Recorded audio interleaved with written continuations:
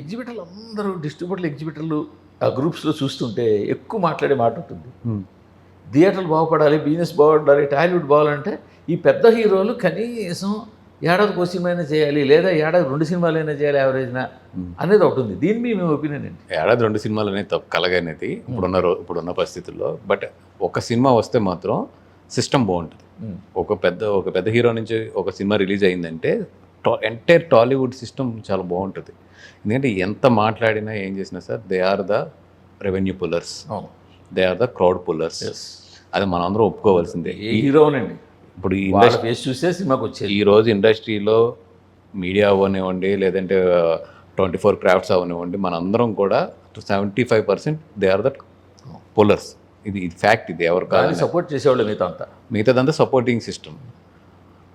అంత crowd pullers, అంత revenue pullers ఎక్కడో 3 ఇయర్స్కో 2 ఇయర్స్కో ఒక సినిమా చేస్తుంటే సిస్టమ్ అంటే వాళ్ళు కూడా ఏంటంటే సినిమా స్పాన్ పెరిగిపోయింది, ఇది సినిమా సైజులు పెరిగిపోయింది. అట్లాంటప్పుడు అంటే ప్యారలల్ చేయాలి.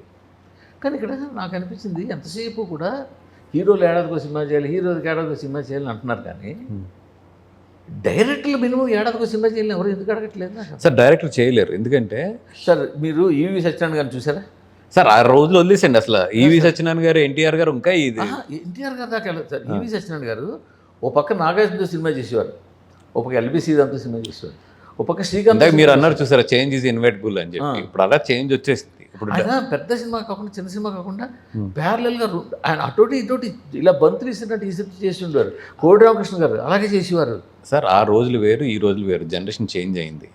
ఈ జనరేషన్లో ఇప్పుడు డైరెక్టర్స్ ఎందుకంటే ఇప్పుడు వాళ్ళు ప్రూవ్ చేసుకోవడానికి టెక్నికల్గా కానీ లేదంటే కనుక కథపరంగా కానీ ఇది ఇప్పుడు మారిపోయింది. ఇప్పుడు ఏదో మనం ఫ్రేమ్ పెట్టామా, తీసామా, డైలాగ్ చెప్పేసాడంటే ఈరోజు కుదరదు. అంతేనా? డైరెక్టర్లు కూడా అంత పెద్ద హీరో లేకపోతే మేము ప్రూవ్ చేసుకోవాలి అనుకుంటున్నారా?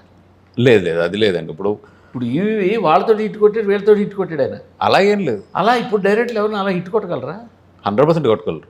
మరి ఎందుకు చేయట్లేదు? బట్ ఒక హీరోతో సినిమా చేయాలంటే అలా 2-3 ఇయర్స్ పడుతుంది. సినిమా హిట్ అయిన తర్వాత మరో హీరో దొరికేదాకా ఏడాదిన్నర అలా ఇంట్లో కూర్చుంటున్నారు పెద్ద డైరెక్టర్లు.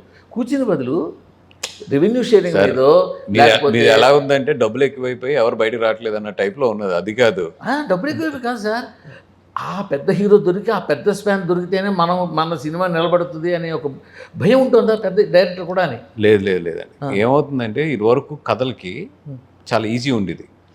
ఇప్పుడు ఒక కథ రాయాలంటే ఎందుకంటే ఇప్పుడు ఆడియన్ ఇదివరకు డైరెక్టర్స్ డిగ్రీలో ఉంటే ఆడియన్ 10th క్లాస్లో ఉండేవాడు.